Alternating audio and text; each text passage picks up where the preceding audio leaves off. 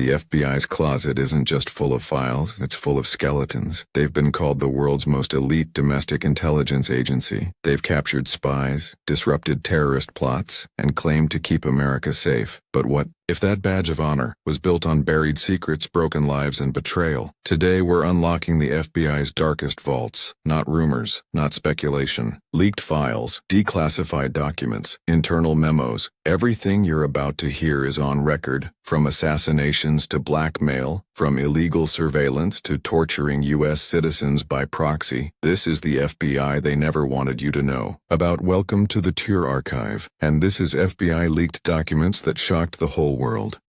If these documents stayed hidden, so would the truth. Imagine a country where your phone is tapped without a warrant, where going to a protest gets you followed, where the man protecting you might also be writing your obituary. Now imagine learning that it's already happened, not in the shadows, not in some dystopia, but here, and it's written down, in FBI files now made public. This video isn't just a history lesson, it's a warning, because everything you're about to see could still happen again.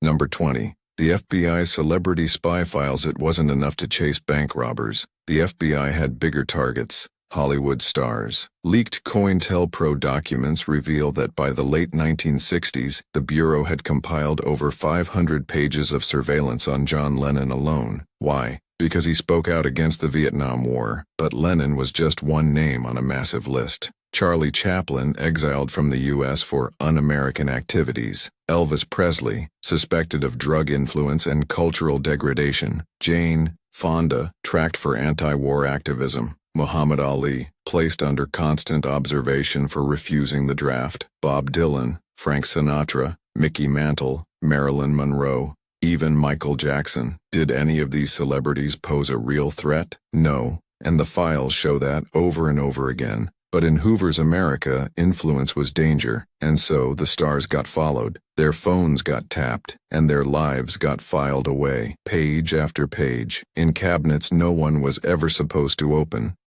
Number 19. Mickey Mouse was snitching. Walt Disney the informant. While the FBI hunted actors and musicians, Walt Disney offered to help. In a 1993 FOIA disclosure obtained by the New York Times, it was revealed that Disney was a confidential informant reporting directly to J. Edgar Hoover's office. He didn't just supply names, he provided personal details, co-workers, writers, animators, people he suspected of harboring leftist sympathies. For this service, Disney received a special distinction, Special Agent in Charge Contact. That's right. The man behind Cinderella, Bambi, and Snow White was also helping blacklist fellow Americans, and he wasn't alone. Ronald Reagan, then head of the Screen Actors Guild, also supplied names. His FBI source ID, T10. This wasn't about protecting America. It was about suppressing ideas, and Disney's empire played a central role. Number 18. Wiretapping the highest court in America, the Supreme Court. 9 justices, one of the most secure rooms in Washington, D.C., a place where the fate of entire laws and lives hangs in the balance, but even they weren't safe. According to internal FBI logs and court testimony leaked in the 1970s, J. Edgar Hoover ordered illegal wiretaps on the U.S. Supreme Court conference room during the 1930s. Why? Because someone leaked a decision to the press, and Hoover wanted to find out who. Instead of investigating properly, he bugged the hole. Court.legal scholars were horrified. One professor wrote, "This is like tapping into the conscience of the Constitution itself," and when Hoover was questioned, he claimed it was justified national security. Of course.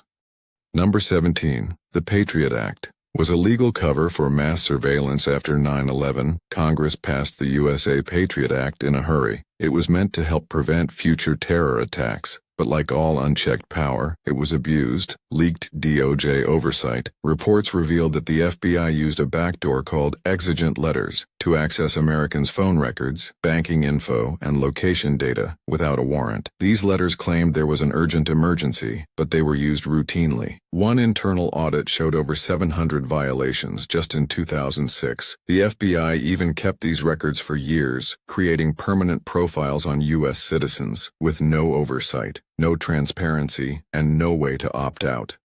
Number 16. Black student unions were marked as threats in the late 1960s. As American universities began integrating, black students organized peacefully for rights and representation. One of the most prominent groups, the Black Student Union, BSU. They weren't radical, they weren't militant, they weren't even disruptive. But according to leaked internal memos from FBI field offices, they were labeled incompetent and dormant, then immediately flagged for infiltration. Agents were instructed to plant informants, gather blackmail material, and monitor their internal conflicts. So let's get this straight. A student group that openly pushed for better education was targeted like terrorists, not because of what they did, but because of who they were. Number 15. No-fly list used as leverage on Muslim Americans.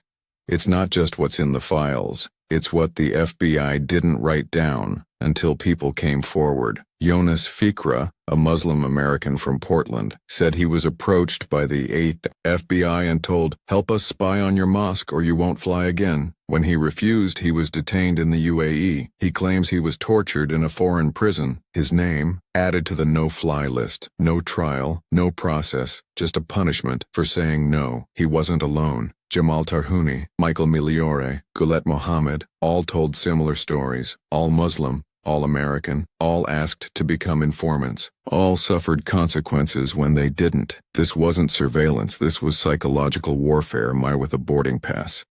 Number 14. Raiding activists and accidentally leaking their own plans. Imagine your home is raided by federal agents. They flip every drawer, seize your computers, take your private files. Then 7 months later, you open your cabinet and find their operation plan. That's exactly what happened to activists Mick Kelly and Lyndon Gaboy in 2010. They were raided for alleged links to leftist groups, but agents accidentally left behind their own secret documents, outlining how they were going to interrogate other activists and link them to terrorism via a peace summit in Colombia. It was pure incompetence and pure proof that the FBI was willing to stretch any law to go after political opponents. Number 13. The FBI took psychics seriously. For years this one would be funny, if it weren't real. In the 1960s and 70s, the FBI conducted serious investigations into psychic powers. The obsession began with William Faust, a self-proclaimed psychic who claimed he could read through walls. The FBI tested him, ran exams, wrote full reports. They even got excited about a new sensation, TV magician Uri Geller, who could bend spoons with his mind. They spent years analyzing Geller's tricks, looking for national security implications. Spoiler, it was sleight of hand. By the time they gave up, thousands of taxpayer dollars were wasted, because the FBI believed in Jedi mind tricks. Number 12.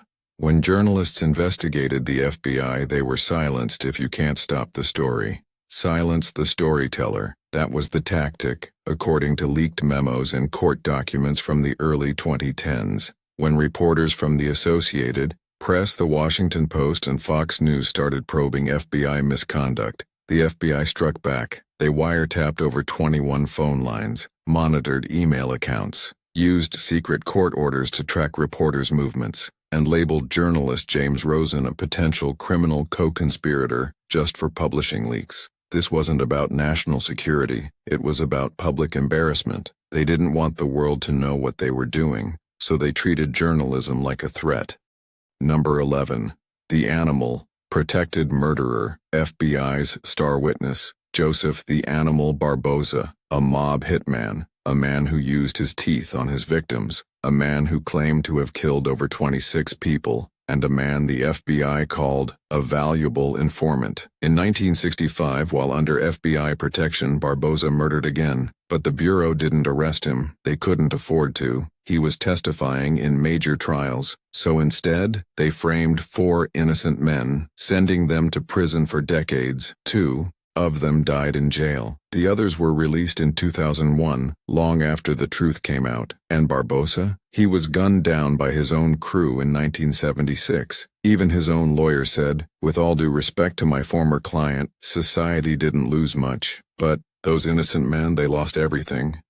Number 10. Whitey Bulger. The FBI's gangster partner James Whitey Bulger wasn't just a gangster, he was a crime lord, ruthless, strategic, and deadly, and he had a secret weapon, the FBI. Since Since 1975, Bulger worked as an informant, but in truth he was using the FBI to wipe out his rivals. His handler, Agent John Connolly, was a childhood friend. Together they built a pipeline. Info flowed out of the FBI. Cash, gifts, and power flowed in. Bulger even learned when someone was about to inform on him. He'd take care of it, permanently. It wasn't until the late 1990s that Bulger was exposed and arrested, but by then, the FBI had already helped him build an empire of blood.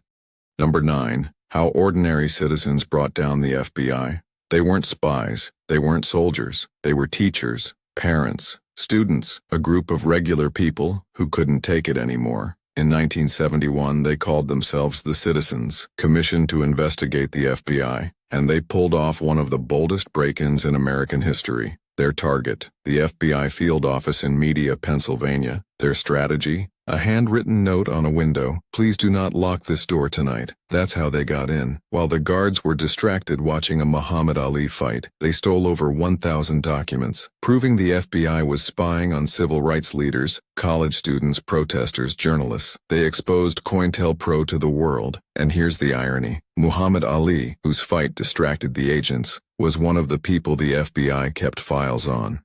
Number 8. The assassination of Fred Hampton. By design, he was just 21, charismatic, brilliant, a rising star in the Black Panther Party. Fred Hampton was organizing free breakfast programs for kids, uniting street gangs for peace, and preaching real revolution through the power of the people. And the FBI wanted him gone. They didn't just spy on him, they infiltrated his inner circle. Leaked documents show that William O'Neill, Hampton's trusted security chief, was actually working for the FBI. He supplied a detailed floor plan of Hampton's apartment, and on the night before a planned police raid, he slipped Hampton a sedative so he couldn't wake up. At 4:45 a.m., police fired over 90 rounds into the apartment. Hampton never moved. Some accounts say he was shot point blank in the head. One officer reportedly said, "He's good and dead now." The official narrative called it a shootout, but the Panthers only fired once. The leaked documents, they told the truth. This was a state-sponsored assassination.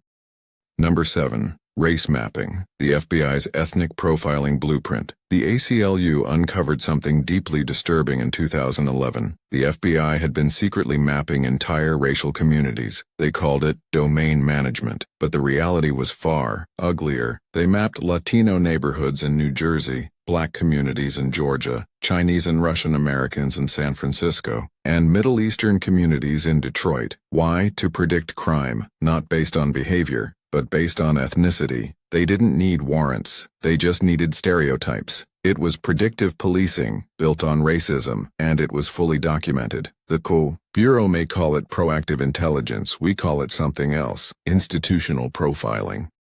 Number 6. Fake plots, real arrests. FBI entrapment cases. The FBI says it stops terror before it starts, but in many cases they didn't stop anything. They started it. Take Mohammed Osman Mohamud, a college student in Oregon. He was approached online by FBI agents posing as radicals. They helped him craft a plan, provided him with a van, gave him fake explosives, even drove him to the target, a Christmas tree lighting ceremony. When he pressed the fake detonator, they arrested him. Instant headline: FBI stops terrorist plot, but leaked internal reviews raised major concerns. Would Mohamud have done anything at all if agents hadn't designed the entire thing? Cases like this aren't rare. There are dozens. The FBI didn't just catch threats, they manufactured them.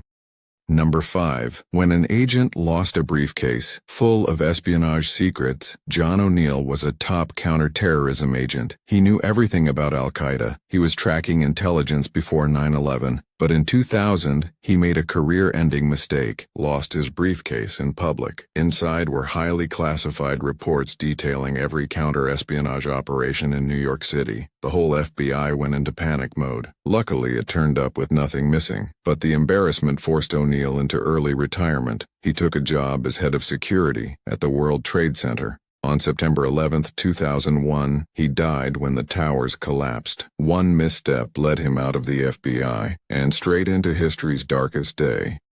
Number 4. Proxy detentions. Torture outsourced. The FBI didn't need black sites. They had foreign governments. According to the ACLU, FBI agents worked closely with other regimes to detain and often torture suspects abroad. Naji Hamdan, a U.S. citizen, was interrogated by the FBI multiple times, then suddenly detained by the UAE, where he was beaten and held for 3 months. He says one interrogator had knowledge only the FBI would know. One spoke fluent English, without an accent. Another case. Gulit Mohammed, a teenager detained in Ituaindik, Kuwait, tortured and questioned after contact with U.S. agents. This wasn't coincidence, it was coordination. Why risk legal backlash at home when you can let someone else do your dirty work? Number 3. The FBI tried to push MLK to suicide. He was America's hope, the dreamer, the man whose voice shook nations. But to the FBI, Dr. Martin Luther King Jr. was the enemy. They bugged his hotel rooms, spied on his personal life, compiled evidence of affairs, and then sent him a letter. It was anonymous, but historians agree it came from the FBI. The letter called King evil, abnormal, and told him, "You know what you must do. There is only one thing left for you to do." It included recordings, proof of surveillance, and an ultimatum: step down or take your own life. It was psychological warfare, it was personal, and it failed. King refused to be broken, but the attempt forever stained the agency's legacy. Number 2. COINTELPRO, the FBI's secret war on Americans. If there's one word that defines the FBI's darkest era, it's COINTELPRO. Short for Counterintelligence Program, it was J. Edgar Hoover's secret weapon, the mission: to expose, disrupt, misdirect, discredit, or otherwise neutralize any group seen as a threat. Civil rights leaders, student protesters, labor unions, anti-war activists. They sent fake letters to cause internal division, planted false evidence, blackmailed leaders with sexual secrets, and, in cases like Fred Hampton, helped arrange assassinations. Percent of COINTELPRO resources went toward targeting leftist organizations. Only 15% focused on violent right-wing groups like the KKK. It wasn't about safety, it was about control. Number 1. The FBI agent who helped the KKK murder innocent Gary Thomas Rowe Jr. was an FBI agent assigned to infiltrate the Ku Klux Klan. What he did instead was join them. He helped plan attacks on freedom riders. He was likely involved in the 1963 Birmingham church bombing that killed 4 little girls. He helped murder Viola Liuzzo, a white civil rights worker, for the crime of riding with a black man. He was implicated in an attempt to bomb MLK's motel. And what did the FBI do? Nothing. He got full immunity. He testified before Congress. He even published a book, My Undercover Years with the Ku Klux Klan. He got to live, profit, tell his side. The people he helped kill, they never got that chance. This was just the beginning. Now you know what they buried, what they burned, what they denied, until the documents spoke for themselves. But this is just the surface. Thousands of pages are still classified. More names, more operations, more lies. So if you thought these leaks were shocking, wait until you see our follow-up. 50 more declassified FBI secrets. Or go deeper into the story of COINTELPRO, the FBI's war on dissent, because justice doesn't start in the courtroom. It starts with truth, and sometimes you have to leak it to find it.